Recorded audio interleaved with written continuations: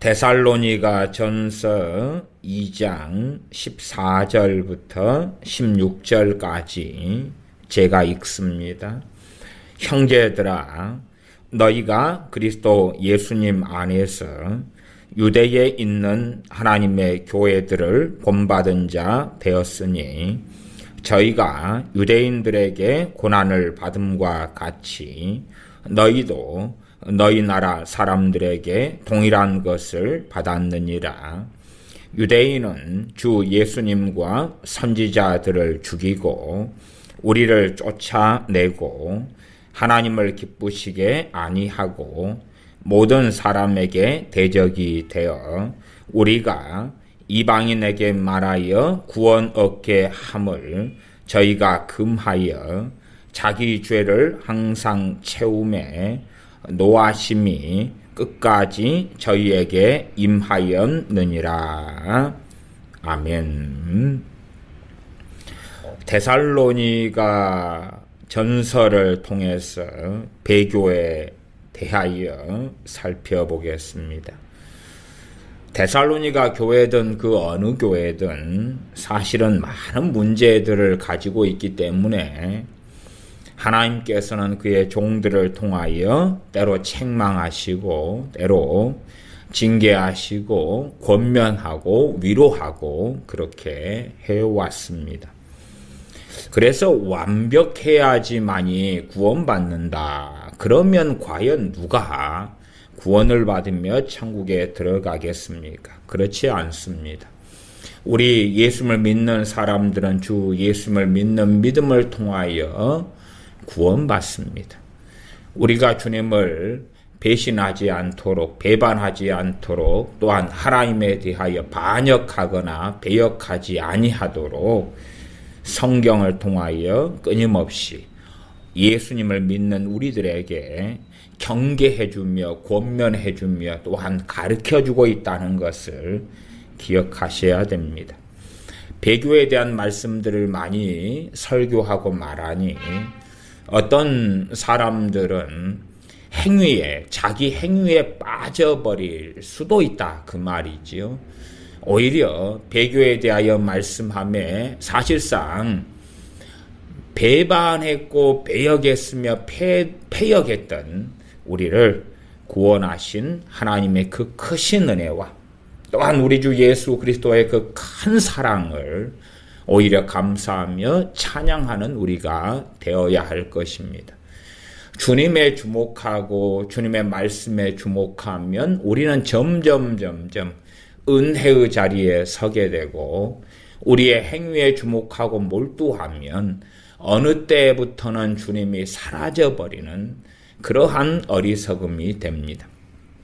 그래서 우리가 우리의 잘못과 죄를 회개하더라도 주님을 바라보고 의지하고 그러면서 회개한다면 회개로 인한 또한 고백과 토설, 자백으로 인한 평안과 은혜가 있을 것이고 우리의 행위에 주목하고 몰두하면서 그러면서 고백하고 회개한다면 어느 때는 주님이 사라져버리고 주님 없이 자기만 남는 그래서 침체, 절망, 낙담, 좌절, 의심 또한 자신의 행함에 자기의 구원이 달려있는 것처럼 착각하여 자기에게 구원받을 만한 무엇이 있는가 하고 자기를 살폈더니 없다 그 말이에요. 그래서 절망하는 거예요.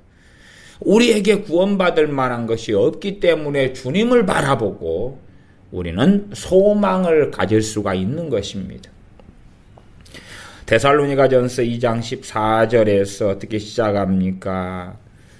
불완전한 하나님의 자녀들에게 형제들아 그리고 시작합니다. 형제들아 그리스도 안에서 한 피 예수님의 보혈로 하나 된 형제들아 그렇게 시작합니다. 형제들아 그 말은 너희는 예수 그리스도께 속한 자며 너희는 하나님의 자녀며 하나님의 백성이며 천국을 유업으로 받은 사람들이다 하는 것과 같은 이야기지요. 형제들아 너희가 그리스도 예수님 안에서 유대에 있는 하나님의 교회들을 본받은 자 되었으니, 유대에 있는 교회들이 유대인들이 대다수인데, 저희가 유대인들에게 고난을 받음과 같이 유대인들 가운데 거의 절대 다수는 주님에 대하여, 하나님에 대하여 배역하고 반역했습니다. 유대인들의 대다수, 나아가 절대 다수는 하나님을 믿는다고 하지만 하나님께서 보내신 독생자이신, 구주이신, 또한 주인이신 주님을 영접지 아니하므로 자신들은 하나님을 경외한다고 착각하였으나 하나님에 대한 반역자가 되었던 것입니다. 유대인들이 얼마나 구약 성경을 열심히 읽습니까?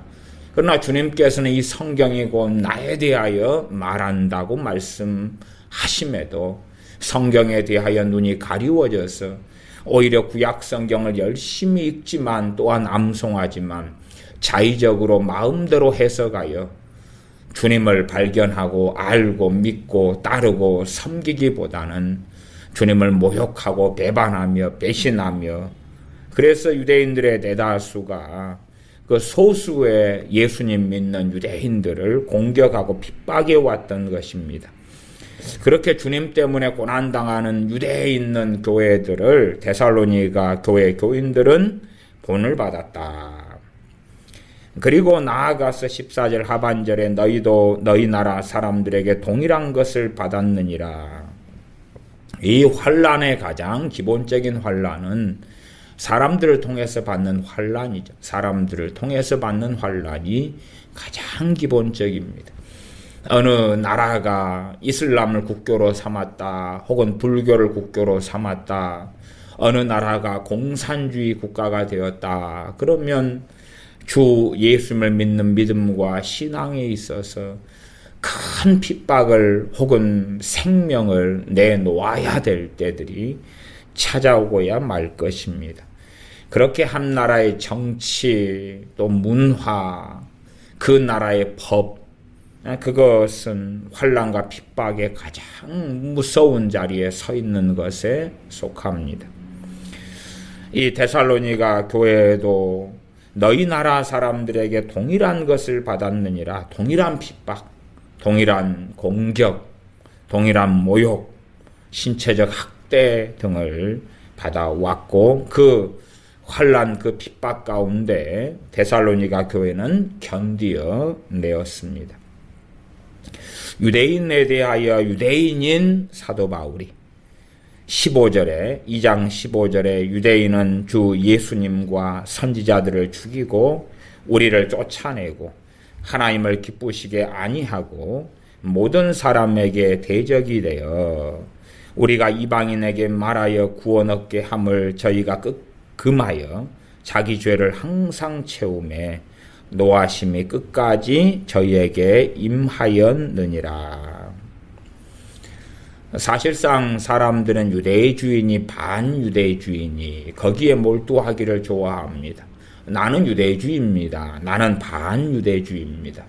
그래서 유대주의에 빠진 사람은 유대인들에 대하여서 조금의 부정적인 이야기만 하면 당신은 반유대주의자구만.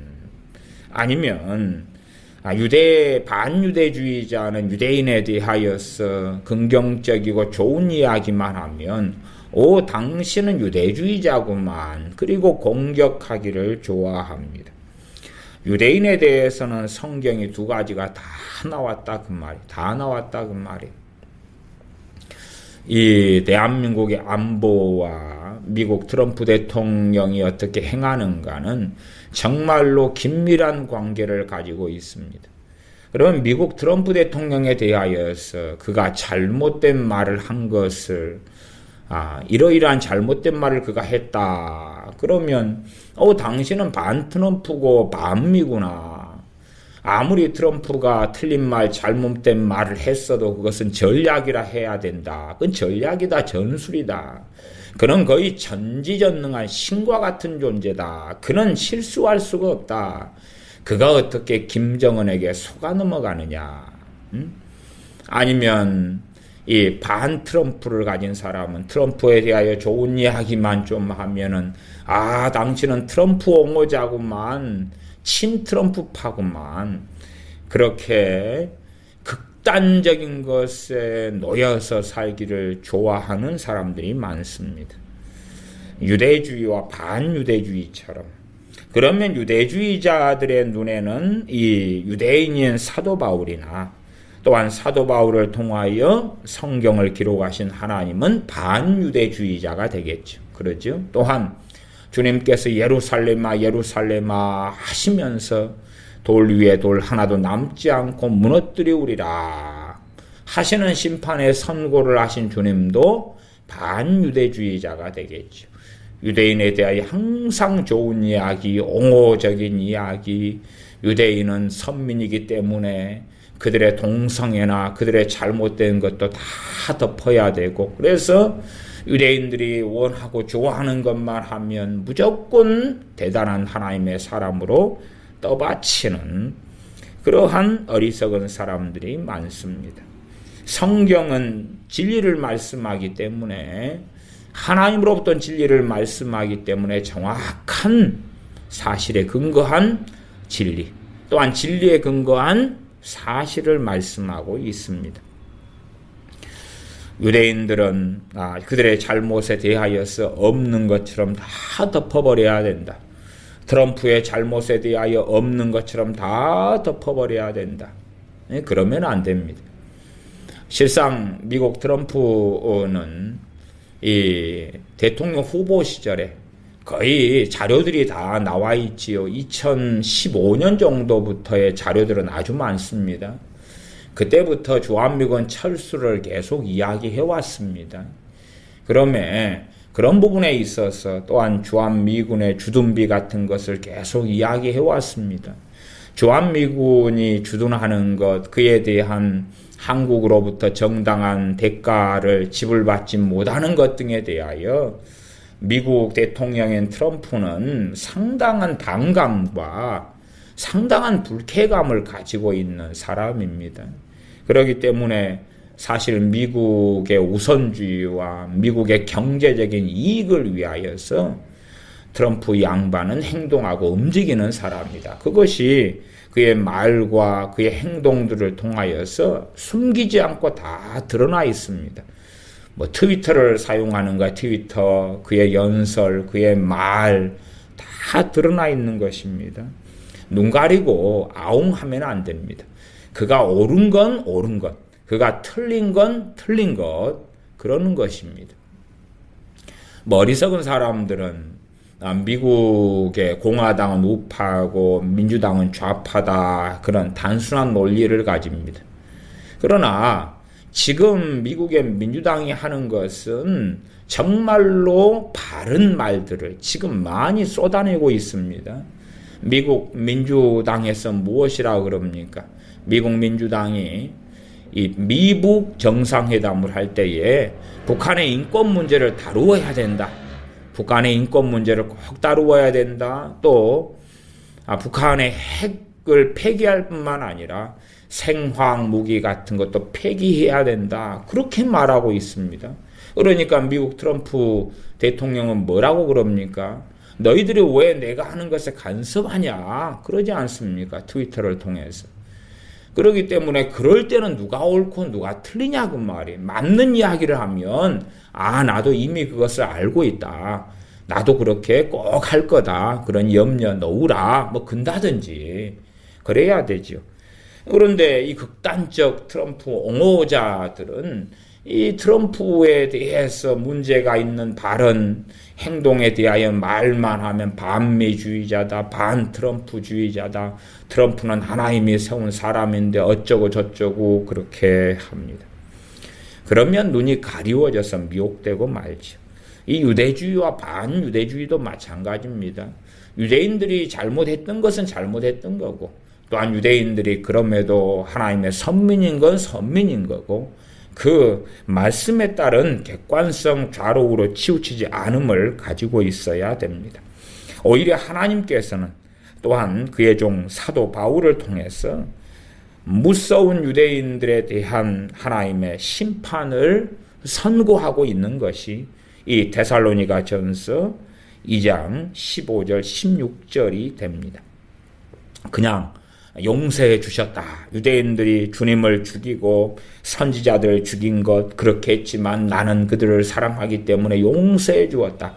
그렇게 하나님을 알고 싶은 사람이 있습니다. 그렇게 하나님은 그런 분이라고 주장하는 사람들이 있어요. 그러나 명확하게 지워지지 않는 영원한 진리인 하나님의 말씀, 데살로니가전서 2장 15절에 유대인은 주 예수님과 선지자들을 죽이고 우리를 쫓아내고 하나님을 기쁘시게 아니하고 모든 사람에게 대적이 되어 우리가 이방인에게 말하여 구원 얻게 함을 저희가 금하여, 자기들만 주님을 안 믿을 뿐만 아니라 이방인들에게 복음을 전하는 것까지도 쫓아다니면서 사사건건 방해하고 공격하고 그런다 그 말입니다. 얼마나 이 유대인들의 사악함이 극에 달했는가 하는 것입니다. 그래서 자기 죄를 항상 채우매 노하심이 끝까지 저희에게 임하였느니라. 노하심이 끝까지 저희에게 임하였느니라. 자기 죄를 항상 채우매 그랬습니다. 유대인들이 어쩌다가 실수했어. 어쩌다가 잘못했어. 그리고 유대인들을 하나님이 항상 사랑하시기 때문에 저 유대인들은 무조건 다 천국 갈 거야. 그러지 않지요. 예수님 영접 기도한 사람 아니면 내 자식들 하나님이 항상 사랑하시니까 무조건 내 자식들은 다 천국에 가게 될 거야. 그런 망상을 떠는 기독교인들이 있다면 그들은 정말로 어리석은 사람들이 됩니다. 왜 배교에 대한 말씀에서 유대인에 대한 말씀을 먼저 읽었느냐? 그러면 이 배교에 대한 가장 확실한 그런 예제가 이스라엘, 유대인이기 때문에 그렇습니다. 유대인들 이스라엘 사람들은 하나님의 은혜로 선민으로 부르심받고 아브라함의 자녀로 택정함을 받아 태어났고 언약 백성, 언약 민족으로 태어났지 않습니까? 하나님의 언약을 가졌고 선민이고 선택받은 하나님의 백성입니다. 그런데 하나님을 등지고 주님을 배반하고 지금까지도 그렇게 해오고 있는 것입니다. 유대인 가운데 지금도 소수만 메시아닉 주로서 주님께 돌아왔고 다수는 주님께 돌아오지 않고 있다는 것은 주지의 사실입니다. 그렇게 이 유대인들은 구약에서부터 끊임없이 하나님의 백성이지만 반역하여 하나님께 버림받으며 하나님의 심판을 계속하여 초래하는 그런 이들이 유대인들이었기 때문에 우리는 배교의 가장 기본적인 그러한 예제로서 또한 우리가 주의하고 경계해야 될 그러한 안 좋은 모델로서 이스라엘을 반드시 기억해야 됩니다. 고린도전서에서 광야 생활하는 동안에 간음하다가 원망하다가 등등 우상숭배하다가 심판을 받은 그 사람들, 그 광야의 이스라엘 백성들이 우리의 경계와 거울이고 그것으로 기록되었다고 말씀한 것처럼 구약의 이스라엘, 구약의 유대인들이 우리의 경계와 거울이 되는 것입니다.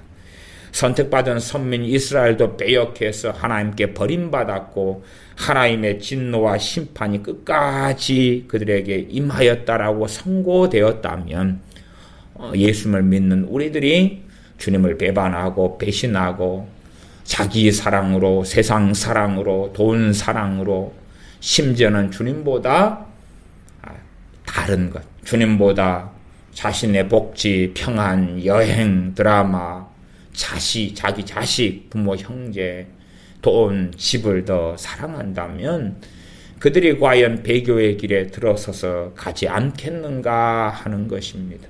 그러므로 우리는 주님 중심의 삶을 살도록 항상 우리가 주의해야 됩니다. 우리가 어떤 아름다운 주님 중심의 삶을 살기 때문에 구원받는 게 아닙니다. 주님 중심의 삶을 살기 때문에 우리가 주님을 배신하지 않는 것입니다. 우리가 주님의 말씀에 창념하기 때문에 우리가 주님에게서 떠나지 않는 것입니다. 우리가 세상을 사랑하는 것들과 싸우기 때문에, 정욕과 싸우기 때문에 때로 자주 넘어지고 쓰러지고 그렇더라도 다시 싸우기 때문에 주님께서 우리를 도와주시고 성령님께서 도와주셔서 끝까지 주님을 믿고 따르는 길을 걸을 수 있도록 은혜를 주시는 것입니다. 데살로니가 전서 3장을 보겠습니다. 3장 1절부터 5절까지를 제가 읽습니다. 읽어가며 설명합니다. 이러므로 우리가 참다 못하여 우리만 아덴에 머물기를 좋게 여겨. 사도 바울과 실라 같은 이가 자신들만 이 아덴에 머물기를 좋게 여겼다. 지금 데살로니가 전서를 쓰기 전에 과거의 이야기를 언급하고 있는 것입니다. 데살로니가 전서 1장 1절을 보면 이 데살로니가 전서를 누가 쓰고 있냐 그러면 바울과 실루아노와 디모데는 그럽니다. 바울과 실루아노, 실라와 디모데가 하나님 아버지와 주 예수 그리스도 안에 있는 데살로니가인의 교회에 편지하노니 은혜와 평강이 너희에게 있을지어다. 바울과 실루아노와 디모데 세 사람이 기록한 성경이 데살로니가 전서입니다. 그냥 우리가 그냥 평이 그냥 단순하게는 사도 바울이 쓴 바울서신이다 그렇게 분류하지만 정확하게는 데살로니가 전서는 사도 바울과 실루아노와 디모데가 데살로니가 교회에 편지한 것입니다. 그러면 3장 1절로 돌아가면 우리가 그 말은 여기서는 사도 바울과 그 다음에 실루아노 그리고 디모데가 되겠죠. 그 다음에 이제 여기서 디모데는 이 데살로니가로 보내었다. 그래서 아덴에는 누구만 남습니까? 사도 바울과 실루아노만 남고 디모데를 데살로니가에 파송했다는 것입니다. 왜 파송했느냐? 3장 2절 우리 형제고 그리스도 복음의 하나님의 일꾼인 디모데를 보내노니 이는 너희를 굳게 하고 너희 믿음에 대하여 위로함으로 누구든지 이 여러 환난 중에 요동치 않게 하려 함이라. 데살로니가인 교회 교우들 형제들이 환난을 지금 당하고 있어요. 그 여러 환난들 가운데 요동치 않게 하려고 디모데를 보내었다고 말씀하는 것입니다. 우리가 태풍이 오잖아요. 태풍이 오면 어떨 때는 어떤 나무는 쓰러져 버려요. 그거 죽잖아요.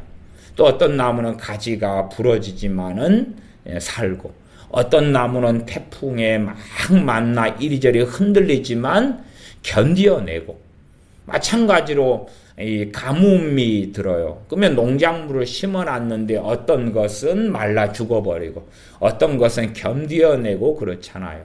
이 환난 속에서 데살로니가 교회 교인들이 견디어낼 수 있도록 요동치 않는다 뿌리 뽑혀버리고 자빠져버리고 죽어버리고 요동케 되면 흔들리다가 그러다가 자빠지고 쓰러지고 죽거나 아니면 견디어내거나 그렇다고 말이에요.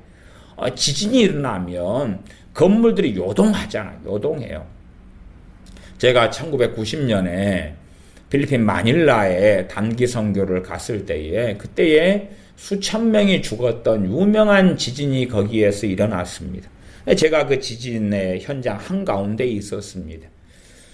요동해요. 어마어마하게 건물들이 움직이고 출렁출렁 하기 때문에 저는 그때까지는 지진이라는 것을 만나보지 못했어요. 그때 1990년 필리핀 마닐라 지진 이렇게 검색만 해도 수천 명이 죽은 그 자료가 나올 것입니다.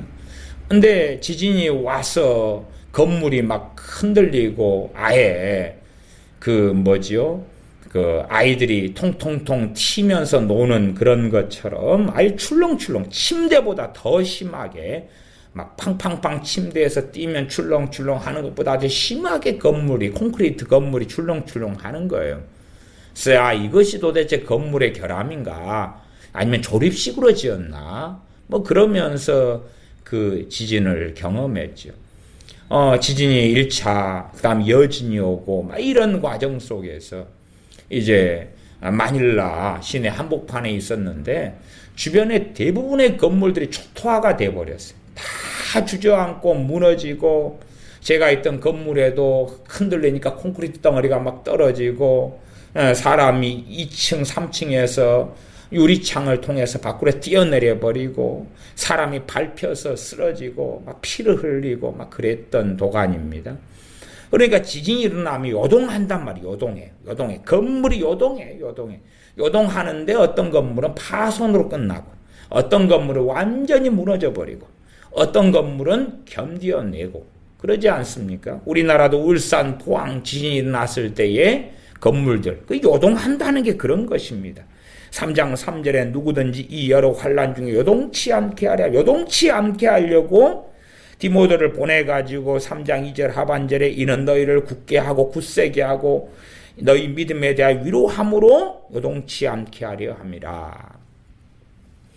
한 번 구원은 영원하다. 데살로니가 교인들이 예수님 영접했고 사도 바울에게 배웠고, 사도 바울에게 바른 복음을 듣고 예수를 믿었고 말씀을 가르침 받았기 때문에 데살로니가 교인들은 절대 배반하지 않는다. 절대 구원받는다. 그러한 칼빈주의라면, 그러한 칼빈주의는 이단입니다. 그러한 칼빈주의인 이단을 가리키는 사람들이 굉장히 많습니다. 재미난 게 어떤 분이 저한테 당신 칼빈주의자냐고 그러면서 욕을 하는 거예요. 저는 칼빈주의자입니다. 그러나 비성경적인 칼빈주의는 인정할 수 없습니다. 저는 극단적 칼빈의 추종자가 아닙니다. 그러나 제가 명확하게 칼빈의 기독교 강요나 칼빈의 성경 강의하는 설교들이나 그의 책들을 보면 지금 현재 한국교회의 신학자들과 또 심지어 미국의 근본주의자들, 또 미국의 칼빈주의자라고 하는 비비 워필드나 뭐 이런 사람들의 말하는 것과 존 칼빈이 말하는 것이 많이 틀립니다. 많이 틀려요. 저도 신학대학원 다닐 때까지는 존 칼빈을 굉장히 싫어했던 사람입니다. 또 신학대학원 때도 존 칼빈을 싫어했습니다. 그리고 이제 나중에 신학대학원을 나와서 전도사 사역을 하고 또 목회를 하고 그러면서 존 칼빈의 책들을 시간을 가지고 진지하게 읽었어요. 진지하게 읽어보고 있어요. 그러니까 이게 내가 배운 칼빈주의가 무엇인가, 내가 대한예수교 장로회 개혁, 대한예수교 장로회 합동에서 배운 칼빈주의는 도대체 무엇인가 싶은 거예요. 이게 저는 칼빈주의자라고 이야기해요. 그러니까 어떤 사람은 칼빈주의, 유대주의, 반유대주의, 트럼프주의, 반트럼프주의 그런 것처럼 칼빈주의, 반칼빈주의, 잘못된 칼빈주의 범벅이 돼가지고 있어요. 칼빈에 대해서 좋은 말만 하면 그냥 막 마귀 자식인 것처럼 달라드는 이 정말로 당황스러운 시대에 살아가요. 정말 당황스러운 시대. 거꾸로 이제 알미니안주의나 웨슬리안주의, 존 웨슬리에 대해서 말하면 다 이제 옹호하고 좋아하는 거예요. 존 칼빈에 대해서 말하면 와, 저 악마의 자식, 마귀의 자식 그러는 거고요. 정말로 놀랍습니다. 무엇을 판단하고 이야기할 때 그가 쓴 책, 그가 한 설교들을 보지도 않고 판단하고 말하나요? 찌라시 언론에 넘어가는 사람들과 무슨 차이가 있나요? 어쨌든 정상적인 존 칼빈이 완벽하지 않기 때문에 그도 맞는 게 있고 틀린 게 있을 거 아니에요. 그렇잖아요. 하나님의 말씀을 해석을 존 칼빈이 잘했으면 그것에 도움을 받고 못했으면 아닌가벼 그러면 되는 것이에요. 그래서 이 한국의 정말 만연한 칼빈주의, 그걸 저는 극단 칼빈주의라 그럽니다. 극단 칼빈주의. 많은 사람이 가지고 있는 잘못된 칼빈주의. 그래서 한번 예수님을 영접하고 믿으면 무조건 천국에 간다. 그런 거였다면 사도 바울이나 실루아노나 디모데가 우리가 참다 못하여 환난이 온 환난을 당한 데살로니가 교인들에게 디모데를 보내야 되겠다. 디모데는 내가 가겠습니다. 그리고 갔을 리가 없죠. 왜? 예수님 영접 기도했고 사도 바울을 통하여 복음을 들었고 가르침 받은 데살로니가 교회는 한 번 구원은 영원할 테니까. 대한민국의 어지간한 큰 교회 목사님들은요, 소수를 빼놓고는 자꾸만 당신들은 무슨 일이 있더라도 천국 가고 구원받습니다. 그런 것을 계속 이야기하고 책까지 써서 전파하고 가르칩니다. 대다수의 목회자들. 또 안 그런 목회자들은요, 다른 교회 교인들은 타락할 수 있고 주님을 등질 수 있어도 내가 목회하는 교인들은 당신들은 그럴 리가 없어. 왜? 당신들이 바르기 때문에 나란 목사한테 와서 함께 교회로 모이고 예배 드리는 거니까 이미 나한테 왔다는 것 자체부터가 당신들은 거룩한 사람이라는 거야. 꼭 신사도 애언가들의 어떤 집회에서는 그들은 자기의 집회에만 참여하는 사람들에 대하여 대단한 기름 부음이 있고 대단한 영성이 있고 대단한 하나님의 사람이라고 칭찬하고 띄워주고 그렇게 열심히 합니다. 열심히 해요. 정말로 이상한 사람들이죠. 이 얼마든지 환난을 통하여 데살로니가 교인들이 주님을 등지고 배신하고 배반하고 그렇게 될 수 있기 때문에 디모데가 데살로니가에 파송된 것입니다. 그래서 이 여러 환난 중에 요동치 않게 하려고 믿음을 위로하고 믿음을 굳세게 하려고 갔던 것입니다.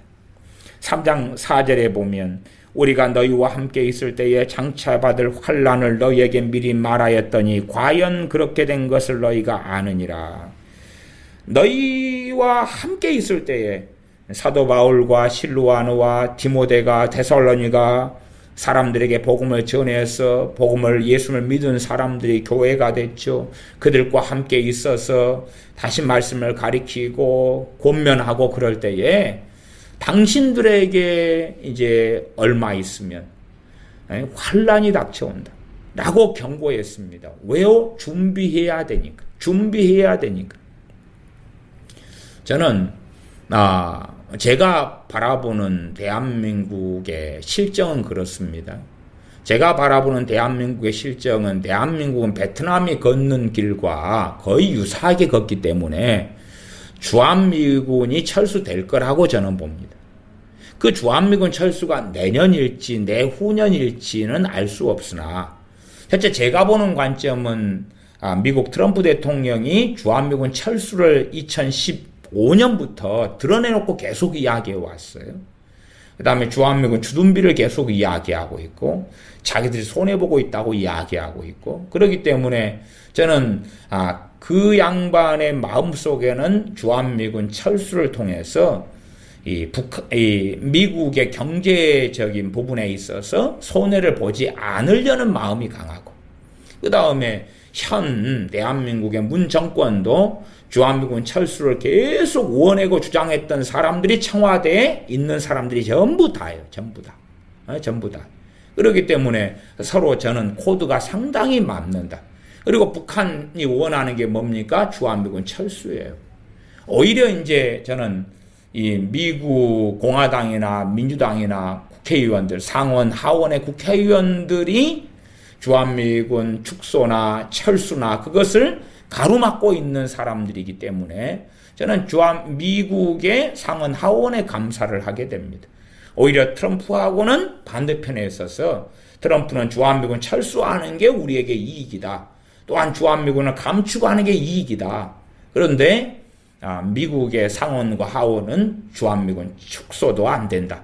주한미군 철수도 안 된다. 동맹 강화를 해야 된다. 그렇게 나오니까 어떤 면에 눈에 가시 같은 존재가 아마 이 트럼프 대통령 입장에서는 미국의 상하원 너희는 사사건건 시비 거냐 그렇게 되는 것 같아요. 이해관계가 미국 트럼프 대통령하고 청와대하고 그 다음에 북한 김정은이하고 그렇게 이해관계가 주한미군 철수에 대해서는 같이 맞아가는 것 같아요.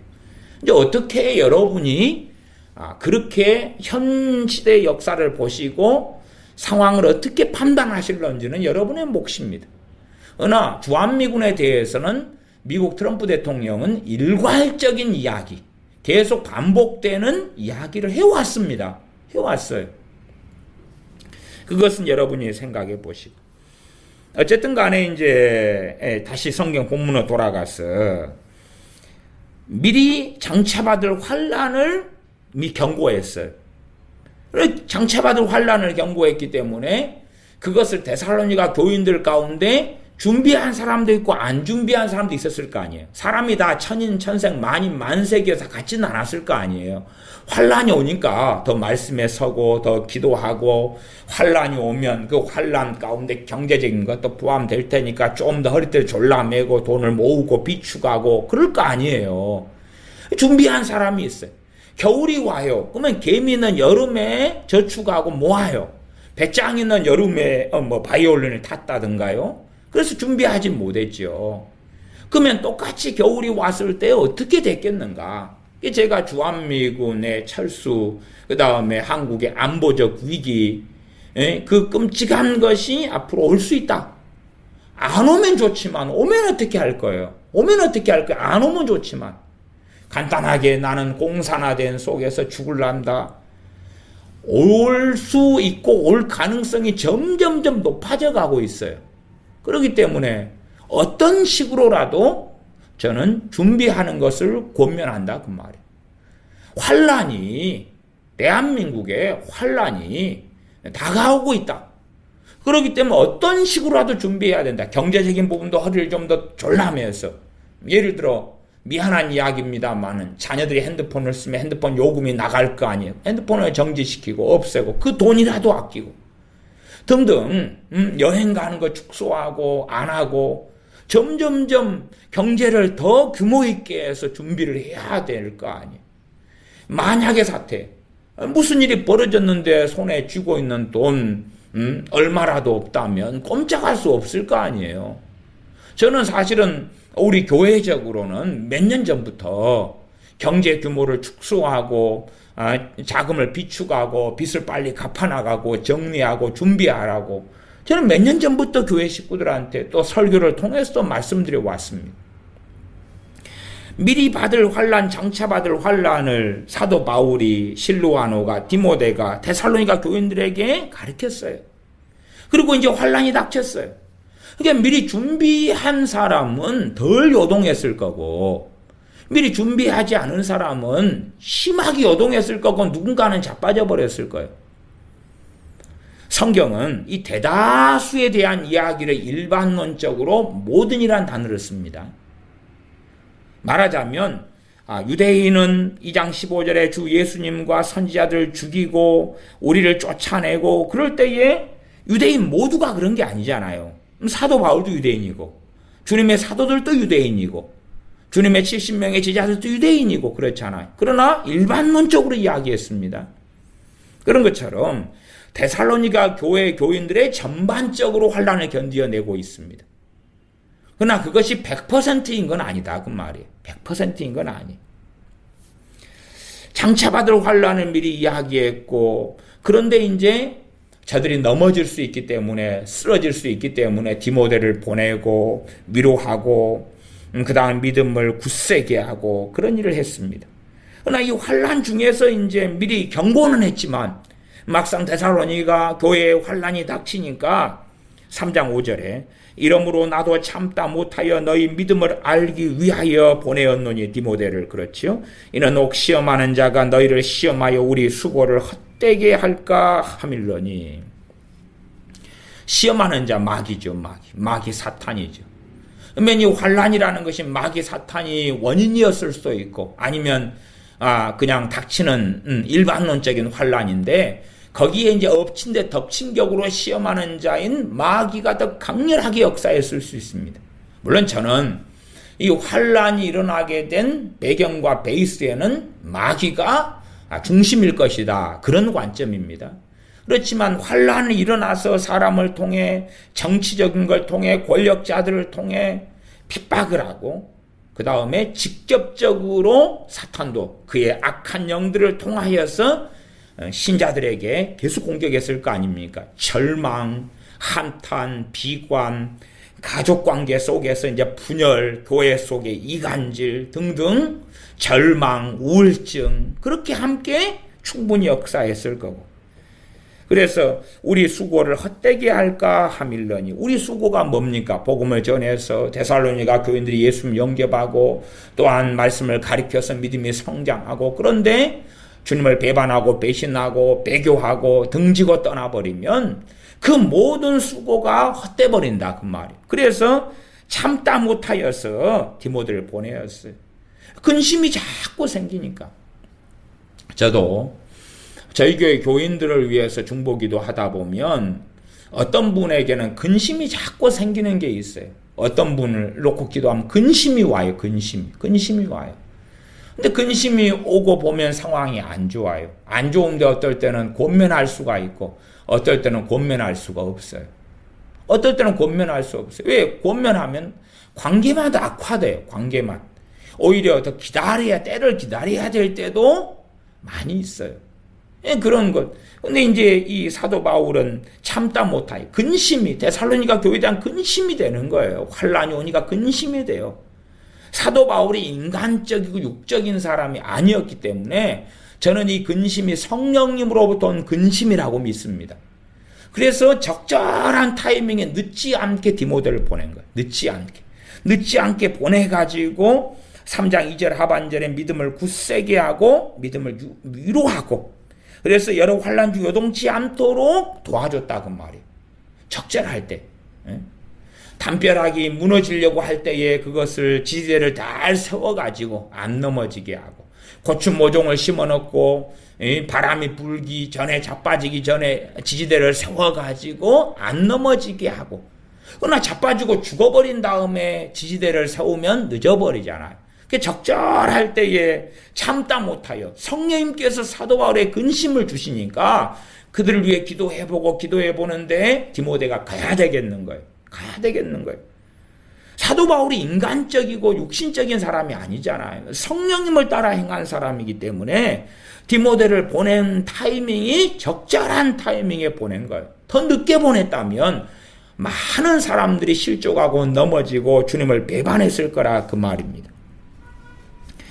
3장 10절로 가보면 주야로 심히 간구함은 너희 얼굴을 보고 너희 믿음의 부족함을 온전케 하려 함이라. 그리고 3장 11절부터 기도가 나와요. 사도 바울이 주야로 심히 간구해요. 누구를 위해 간구하겠습니까?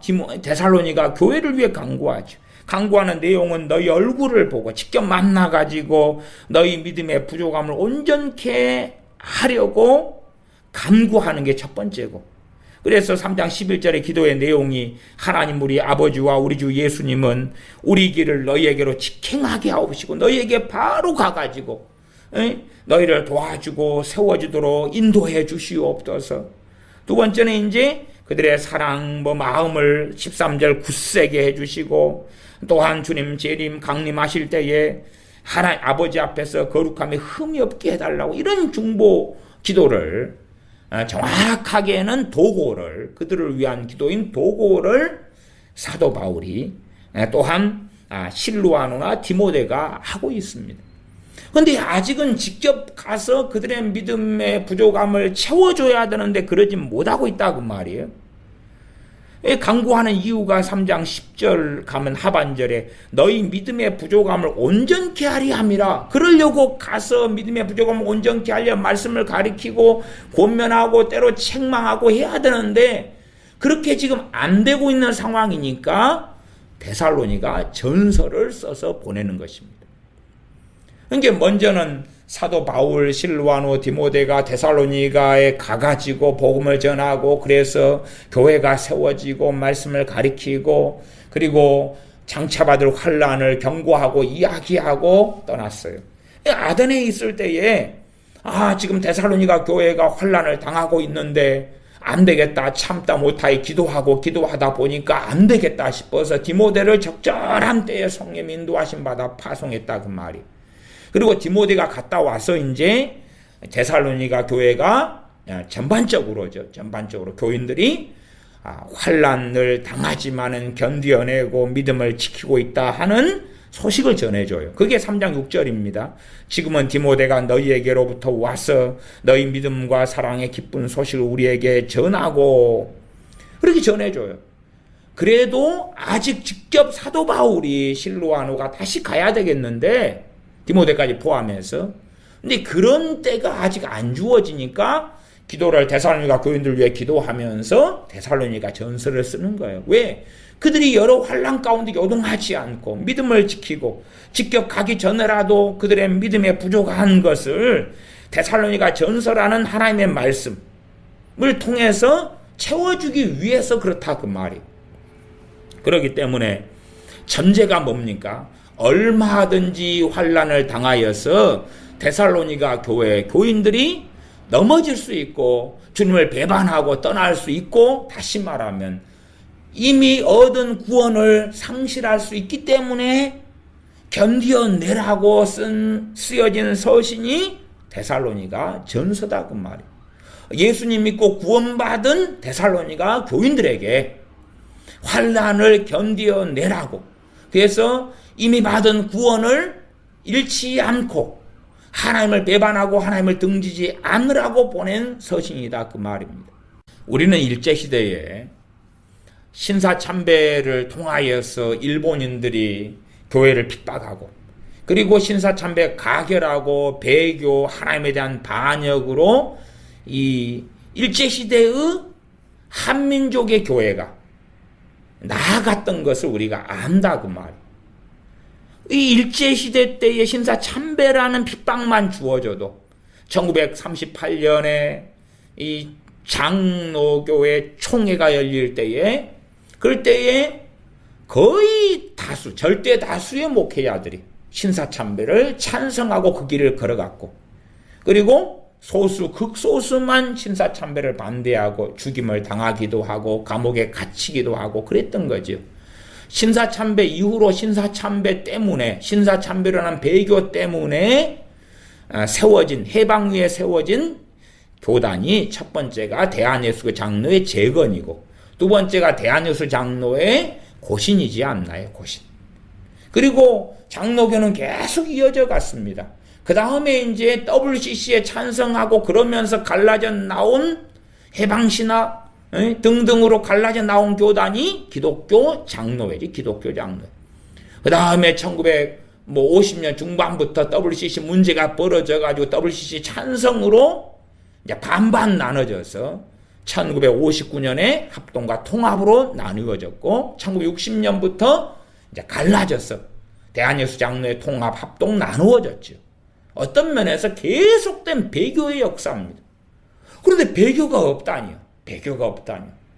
정말로 배교가 없다고 주장하는 사람들, 또한 예수님 믿어서 한번 구원받은 사람이 절대 타락할 리가 없다, 그런 주장을 하는 사람들이 바로 배교자이기 때문에 주장하는 거예요. 왜? 결국은 자기가 구원받는다고, 자기가 배교했고 자기 멋대로 살고 있고 하나님 말씀을 부인하고 살고 있어도 자기가 천국 가는 것처럼 당신들도 천국 간다고 주장하는 그런 거라고 저는 이해합니다.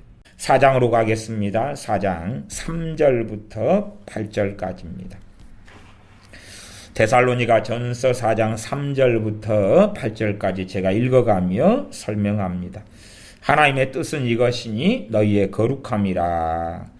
곧 음란을 버리고 각각 거룩함과 존귀함으로 자기의 아내에 취할 줄을 알고 하나님을 모르는 이방인과 같이 세욕을 좇지 말고. 지금 교회에 쓴 서신이니까요. 크리스찬들, 기독교인들에게 쓴 서신이죠. 4장 6절, 이 일에 분수를 넘어서 형제를 해하지 말라. 이는 우리가 너희에게 미리 말하고 증거한 것과 같이 이 모든 일에 주께서 신원하여 주심이니라. 하나님이 우리를 부르심은 부정케 하심이 아니요 거룩케 하심이니 그러므로 저버리는 자는 사람을 저버림이 아니요 너희에게 그의 성령님을 주신 하나님을 저버림이니라.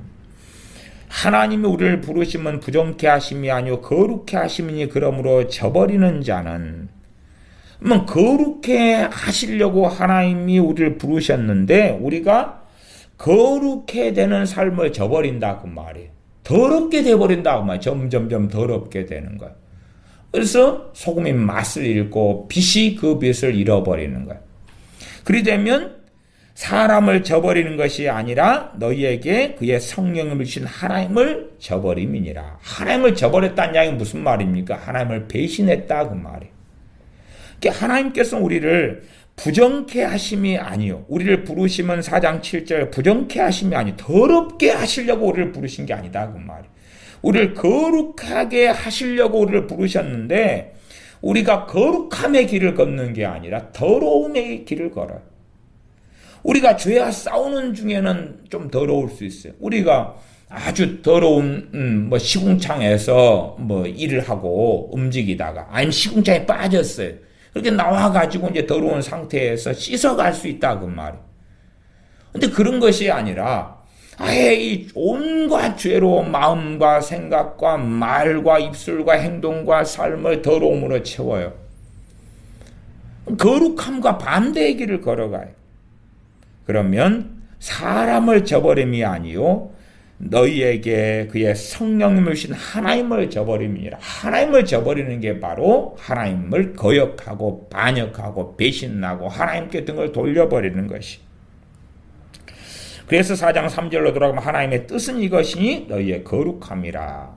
그 거룩함으로 부르신 그 뜻. 누구든지 거룩함이 없이는 이것이 없이는 거룩함이 없이는 주님을 보지 못하리라 하는 말씀처럼 우리에게 원하시는 게 거룩함이에요. 거룩의 기준은 무엇입니까? 하나님의 말씀이 하나님 말씀. 우리 양심도 아니고 내 가치관도 아니고 내 감성도 아니고 내 도덕성도 아니고 하나님의 말씀대로 하나님을 기쁘시게 살아가며 하나님께서 기뻐하시는 뜻을 따라 우리의 마음, 생각, 감정, 정서, 가치관, 철학, 세계관, 삶의 목표, 비전, 꿈, 행동, 말 그것들이 하나님께서 기뻐하신 뜻대로 말씀에 따라서 변화돼 가는 것이 거룩함의 여정이고 거룩함이에요. 거룩함. 그래서 우리의 생각과 하나님의 생각이 같고 우리의 원함과 하나님의 원하심이 같고 마치 우리 주님께서 아버지 하나님과 뜻과 생각과 원하심과 소원과 목표가 같으셨던 것처럼 우리가 점점 하나님의 말씀과 우리가 코드가 맞고 주파수가 맞고 생각이 같고 그렇게 해서 거룩함의 여정으로 걸어갈 때에 우리는 하나님을 배신하거나 저버리는 것이 아니라 하나님의 기뻐하심을 입으며 하나님을 기쁘시게 하는 사람으로 살게 됩니다. 기도하겠습니다.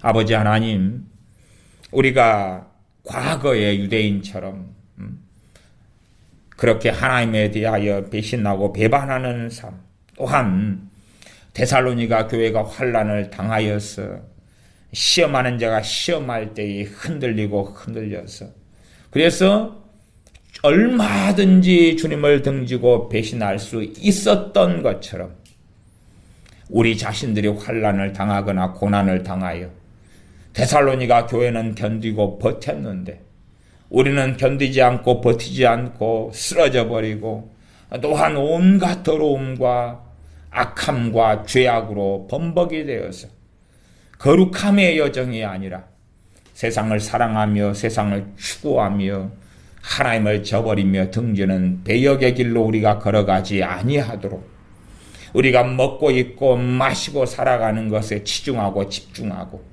그 어리석은 삶이 아니라 거룩함의 여정을 부단히 걸어가는 우리가 되게 하여 주시옵소서.